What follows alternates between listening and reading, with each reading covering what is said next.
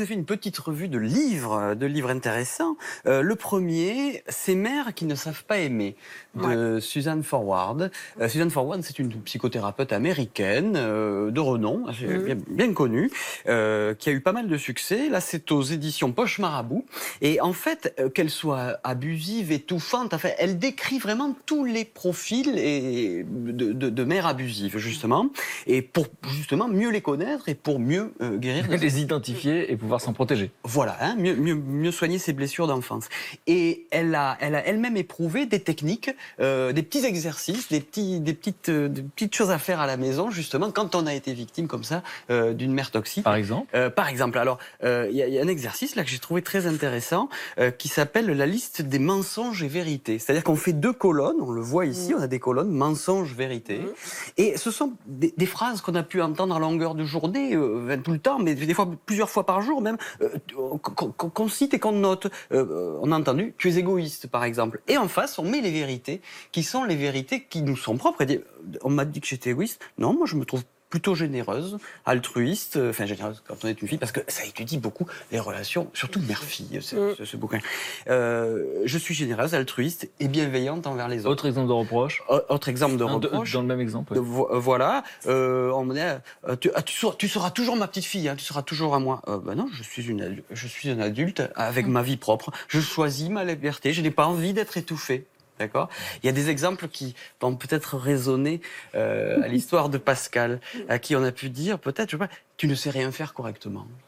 Quelque chose que. Hein. Et alors dans la case vérité, c'est gentil encore ça. Oui, ça c'est gentil. Vous l'avez entendu autrement. Vous l'avez entendu autrement. En face, dans ces vérités, ben non. En gros, tu es jalouse de moi. Tu ne me supportes pas. Et alors que moi, ma vie, elle se passe bien si je la prends. Mais autre mensonge, peut-être que je me dis que vous avez entendu, tu n'es pas assez doué pour réussir. Ouais. C'est un incapable. C'est une manière douce de dire les choses. Voilà, hein, là on est dans le... pas sympa. Voilà. Et Ça, c'est ce qu'on appelle... En face, ben non, je réussirai malgré toi et malgré tes tentatives de me détruire. Voilà. Vous venez de sourire, Pascal. Petite Bah oui, non, c'est parce que vous avez une de vos collaboratrices qui a pris contact avec moi et qui est du Maroc. Et donc elle est de Fès. Et moi, j'ai des chaussettes. Attendez. On parle de Laïla. Et c'est pour ça que vous souriez. Ouais, attendez, elle est charmante. Et elle me dit vous étiez à Fès. Je dis oui, parce que j'ai dit, quand j'étais enfant, mes parents étaient là-bas et ils étaient pauvres. Et puis on allait devant le palais de Jamaï. Et tout petit, malgré tout, les assassinats de ma mère, je me disais, mais je me disais, oh le lapsus, je me disais, un jour j'irai au palais de Jamaï, moi. Eh ben, j'y suis allé, j'ai emmené ma femme, on a resté une semaine au palais de Jamaï. Et bim. Vous voyez, c'est ça, là, Être stimulé par le dénigrement. Stimulé, dire, un jour je pourrais me le payer. Donc finalement, tous ces gens qui ont... Et donc, c'est ça, quoi. Et ce que vous voulez dire, c'est que votre mère, finalement, qui était quasiment incorrigible, on l'a vu jusqu'à la fin de sa vie, parce que c'était vraiment nauséabond, violent et toxique à chaque fois. Mais finalement, elle vous a stimulé d'une certaine façon. Ah oui. Ah bah c'est un ressort. À partir du moment où on dit tu te trompes, bah évidemment. Vous confirmez, René? Moi, ça stimule. tout à fait. Mon compagnon que vous avez vu, Gérard, ça faisait Il est dans le jardin en train de prendre l'air. 6 ans qu'on était ensemble. Et ma mère, qui avait mis le grappin sur moi, un jour, je lui parle de Gérard, je ne sais pas pourquoi, elle me dit « ça ne durera pas ». Ah oui, bah ça je l'ai entendu. Alors je lui dis « mais quoi ?» Je lui dis « tu m'as déjà foutu en l'air mon couple, alors là c'est fini ». Et ça fait 30 ans. 33 ans 33 ans d'amour. Donc, Tu sais comment elle l'appelle? Elle l'appelle mon amant. Dites 33. C'est mon amant. Je le présente depuis des années comme mon amant. Un peu décrépit, certes. Oh, il n'est pas là. vous avez donné tort à votre mère. Oh, Ah oui. Justement, j'allais vous en parler peu après, pas tout de suite. Allez. Deuxième petit exercice que propose cette psychothérapeute, très intéressant, d'écrire une lettre. Écrivez une lettre voilà. Moi, La preuve. Lettre à 13 ans. Ouais. Une lettre où on écrit en fait tout ce qu'on a vécu, tout ce qu'on a subi, toutes les souffrances qu'on a vécues. Tout ce qu'on a ressenti. Tout ce qu'on a ressenti. Et aussi ce qu'on attendait d'une mère aimante à ce moment-là. Est-ce que dans l'exercice, on écrit la lettre ou on l'envoie aussi? Pour l'instant, on l'écrit. Ça, c'est une autre étape. Et après, ce que propose la thérapeute, c'est cette lettre de la lire à haute voix. Oui, ça je l'ai fait. Ouais. Et ça vous a fait du bien? Ah ben, ça fait toujours du bien parce que déjà, en son, ça extériorise de son propre corps, même si c'est nous l'acteur du son. Et puis, si on arrive à le faire devant un miroir, on peut donner une émotion du regard qui est très importante. Et puis après, il y a la spontanéité de laisser venir les choses. Ça peut être très aidant, mais à chacun sa vitesse et ses étapes. Vous trouvez, Pascal, que ça peut être intéressant de... Vous voyez pourquoi elle propose ça? Oui, ça peut être très aidant. Et pour une raison bien simple, c'est que dans ces histoires de maltraitance, l'abus, il est sur l'identité aussi énormément. Et quand on est comme ça, envahi constamment par les exigences, les agissements, les remarques, tout ce que vous voulez de l'autre, il y a une chose qui vient à manquer, c'est le quant à soi. Et en faisant des exercices, auto-exercices, en écrivant une lettre qu'on garde pour soi, parce qu'effectivement, l'envoyer, c'est autre chose, comme dit Laura, eh bien, on récupère le quant à soi.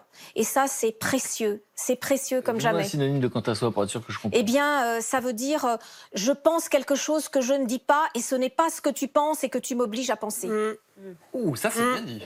Oui, non, mais c'est ça. Ça protège Pose énormément. toujours, tu m'intéresses. Voilà comment vous traduisez le langage. Le bon sens de René. J'ai beaucoup de choses comme ça. J'adore ce genre de... Deux choses. En tout cas, vous avez une légitimité pour en parler. Oui, en Suisse, on dit plus on pédale moins vite, moins on avance plus lentement. C'est vrai, en Haute-Savoie, on le dit aussi.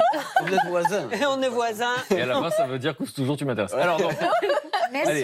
ce livre, ce que je trouve assez joli comme petit clin d'œil, Ah oui, c'est moi, qu'elle ça me plaît, s'appelle Forward. Suzanne Forward. Et Forward en anglais, ça veut dire en avant. Ouais.